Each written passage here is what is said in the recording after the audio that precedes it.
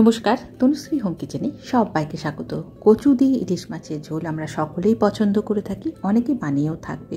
তবে আমি কিভাবে কচু দিয়ে ইলিশ মাছের এই রেসিপিটা বানিয়ে থাকি সেটা সকলের সাথে শেয়ার করব। কচু খোসা ছাড়িয়ে লম্বা করে কেটে নিয়েছি।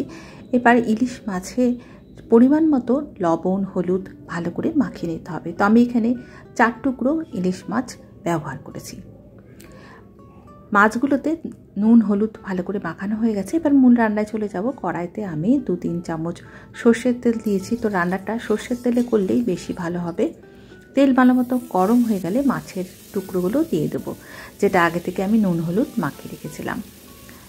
মাঝারি আছে মাছ ভেজে নেব। এক পিঠ হয়ে গেলে আর এক পিঠ উল্টে পাল্টে হালকা করে মাছ ভেজে তুলে নিতে হবে। মাছ ভাজা হয়ে গেলে ওই তেলেই আমি দিয়ে দেবো একটা শুকনো লঙ্কা টুকরো করে দিয়েছি, 1/2 চামচ কালো জিরে দিয়েছি, ফোড়ন হালকা করে ভেজে নেব। এর তেলের মধ্যে আমি দিয়ে দেবো আগে থেকে টুকরো করা কচু।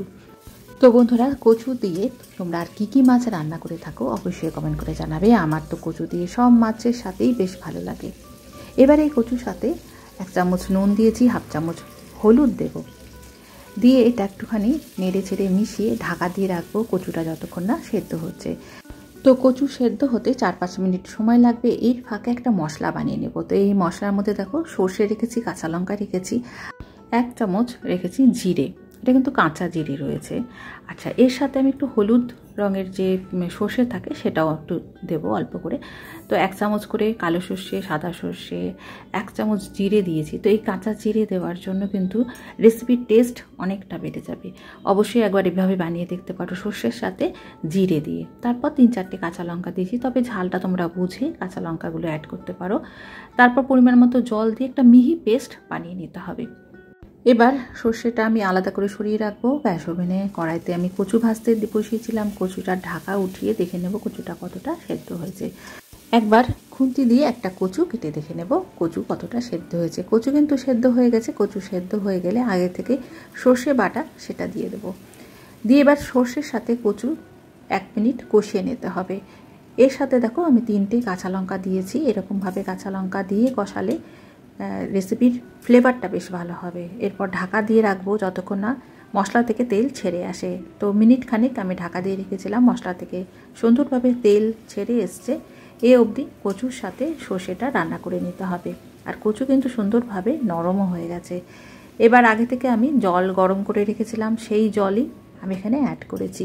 তো ঝোলের জন্য আমি 1 কাপ গরম জল অ্যাড করে দিয়েছি।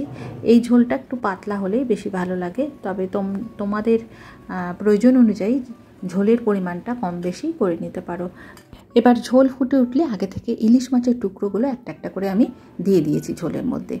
আর এই ঝোলের সাথে দেখো ফ্লেভারের জন্য 1 চামচ দিয়েছি উপর থেকে কাঁচা সর্ষের তেল। তো 1 চামচ কাঁচা সর্ষের তেল ছড়িয়ে দিয়ে ঢাকা দিয়ে মিনিট 2 কম আঁচ করে ঢাকা দিয়ে রেখেছিলাম। তো মিনিট 2 রান্না করার পর গ্যাসের ফ্লেম বন্ধ করে দিতে হবে। তো বন্ধ করে দেওয়ার আগে আমি কি করেছি, 2 টুকরো লেবুর রস ওপর দিয়ে ছড়িয়ে দিতে হবে। তো এইভাবে লেবুর রস দিয়ে একবার ইলিশ মাছ রান্না করে দেখতে পারো, খেতে অপূর্ব হয়।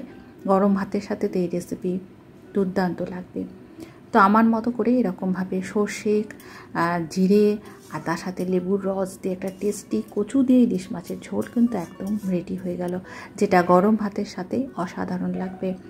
তবে চাইলে একই রকমভাবে রুই কাতলা বা পাবদা মাছ দিয়েও এই রেসিপিটা বানিয়ে দেখতে পারো। আশা করি ভালো লাগবে। তো আজ এই পর্যন্ত, আবার চলে আসবো নতুন কোনো ফ্লেভার নিয়ে। আজকের ভিডিওটি কেমন লাগলো অবশ্যই কমেন্ট করে জানাবে। ভালো লাগলে লাইক করে পাশে থাকবে। আজকে কোনো নতুন বন্ধু থাকলে সাবস্ক্রাইব করে বেল আইকনটি প্রেস করে রেখে ধরনের সহজ নতুন নতুন রেসিপির আপডেট পাওয়ার জন্য। সকলে ভালো থেকো, ধন্যবাদ।